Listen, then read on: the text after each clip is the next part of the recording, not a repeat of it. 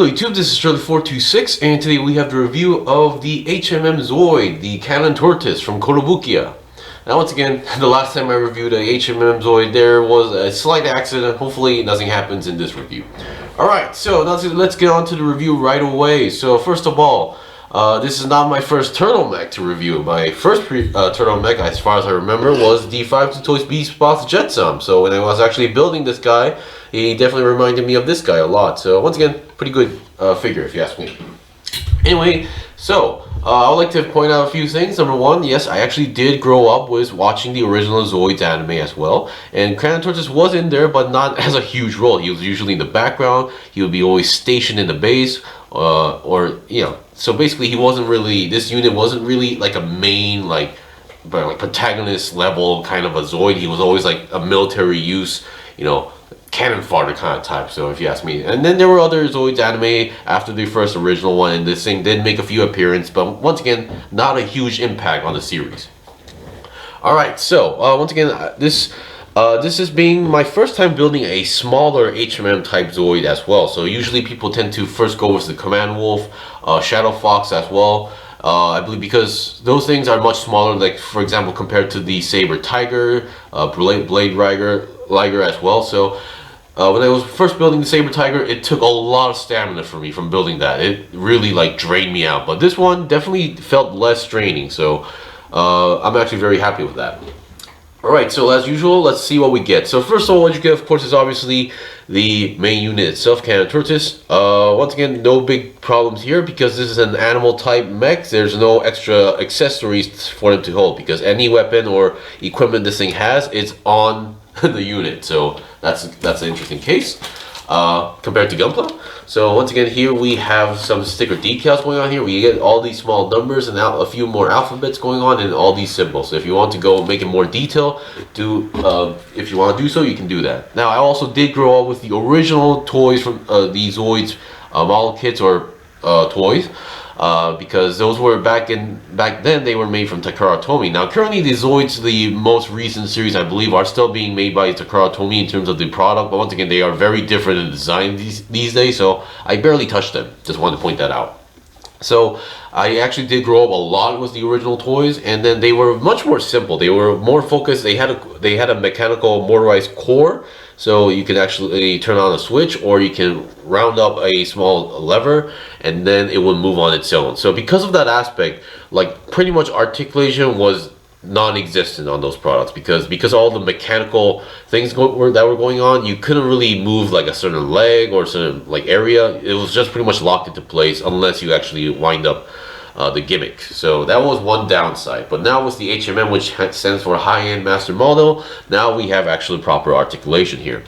Now the only leftover parts I would like to mention are these clear parts, because you get two of the same place but in a different color. Now the main reason for this is that originally you're supposed to use this color for the cockpit section, but I decided to go with the orange because for me, when it comes to the Zoids, the original series, most of these cockpits would be orange, so I wanted to keep that concept in my mind, so I decided to go for that. But originally you're supposed to use this color. Anything else like the scopes, the lights here, or the lenses, they have to be orange. So if you want to go like the same as the manual, that's what you gotta do. Alright, so now let's get him off the stand and let's see what we got. Alright, I guess the start should be obvious, the big cannon on the top section here. So the cannon here, you might have noticed these gold parts and these piston looking designs. Those are just the way how they are molded out. They're not actual pistons, so there is no suspension or like pushing in gimmick as well. It's just like that. So the cannon can go down that much, so you can, if you want to fire it straight forward, you can do that.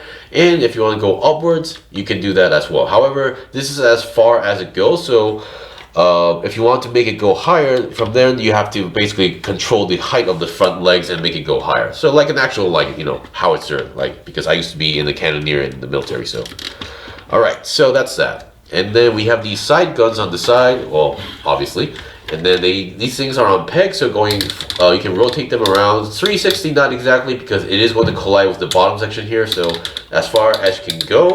And then we have these orange clear parts here on, so the other one should also have that. Here we have another one here, and then on the top section, scope. So that's that. So they are on pegs, so no big difficulties here. I don't think anything feels fragile here for now. The only part that does feel fragile would be these antennas, so do be careful with that. And you might have noticed that if you're wondering, yes, the top section of the shell actually can rotate. Now you might need to you know, change a few angles of the cannons, but you are technically able to go 360, but once again on the process it might pop out, so because it is on a single peg.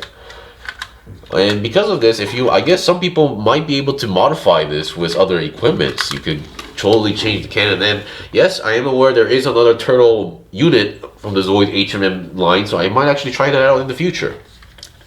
So that's pretty much it for the cannons here. Very simple design, and yet a lot of details. Now, because back in the Takara Tomy version, they would be very simple. They would be very simplified, less color parts, and all like being molded in the same color, most of them. Of course, at the time, they were very cool.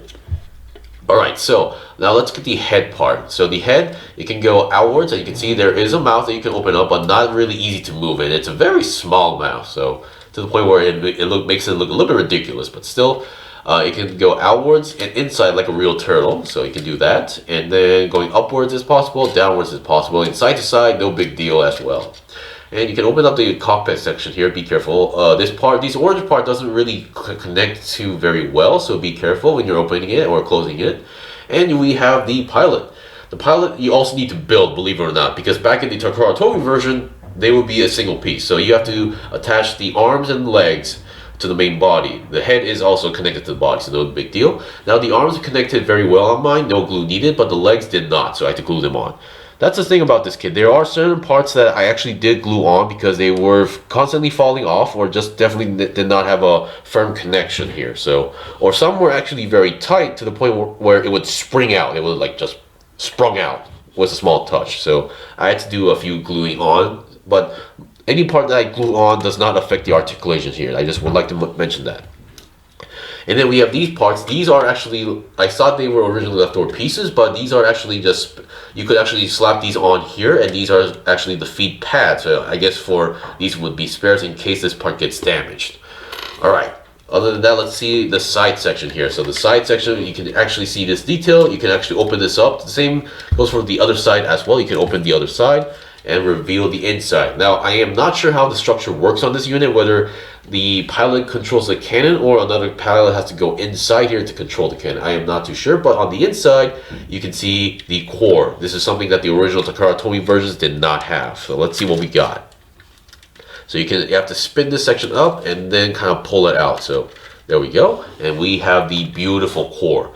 Now I believe HMM Zoid should come with these parts. This red orb should be included, but the overall molding that holds the core should be different for each Zoid, a little bit different. So this one is a very simple design. I believe like for Saber Tiger or the large ones, they are like a very larger or longer piece. So different. It's different for each unit, I guess. Alright, so, and then let's just get the back. On the back, there's not much details, articulation here. There's a lot of nice details going on here. I love these small details, and the fact that we have these chains that you can actually attach on the back. So I guess if you want to do something really crazy or more realistic, you could do that. And then we have the tail that can wiggle up, wiggle side to side, up and down, and the end tip here can go downwards as well. And for a tail, definitely feels a little bit pointy and sharp. Alright, now for the articulation for the leg. So each leg is connected to a ball joint to the main body. And I've noticed is that I feel like they wanted to make the ball joint connection a little bit more smoother in certain areas so people would not snap off the ball joint. Because, for example, if the ball joint on the inside here is very tight, there's a chance where when you're rotating the ball joint, it can snap off. It happened to me with the HUC Act guy, so if you don't know what I mean, do check the video out. So yeah. Because this is on a ball joint, you can rotate side to side, and then there is a standby mode where this thing is like stuck to the ground. So if you want to do that, you can change this stance here to the side and put it on the ground as well. So that's one ball joint there, and there should be another joint on, oops, yeah. Sorry about that. Now the feet ball joints do tend to pop out a little bit more easily than I expected. So once again, here we have another joint here. It's a little bit difficult to see because of the armor. This armor part also tend to pop out a little bit easily, so I decided to glue them on. So you can see we have another joint here on the side that so you can bend. You can bend the parts here. And let's hope I can attach the feet once more. There we go. So we have a bending point here, and you can make it go higher if you want to do so. So articulation is not the best, but once again, for a turtle, it's enough if you ask me. And then same goes for the back side here. We have these ball joints here on the side. So you can change the position. There is another joint here that allows you to change the angles here. So yeah, once again, I just pulled it a little bit and it popped out a little bit. So a little bit tricky. But once again, we have this part that can move side to side. It's a little bit difficult to see because of all this armor going on here. But you can also change stance here. You can kind of extend the joints right over here. So you do have a little bit of freedom in terms of moving the legs here. So not too limited compared to what you would think from a turtle. So yeah, the only thing left to show would be that stance I was mentioning. So all you need to do is basically do this, fold the legs sideways, and then make the feet as flat as possible. Something just popped out. I need to check that out.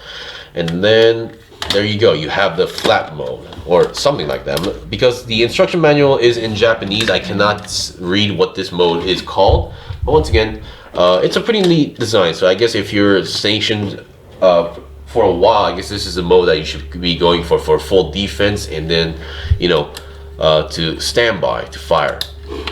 And that is pretty much it for the review. So once again, if you think it's the larger HMM Zoids are a little bit too much for price and it may strain your stamina a lot, I do recommend the smaller ones. They were actually very fun to build, and I did not feel strained at all. So I might actually try more of the smaller ones if I get the chance to buy any of them.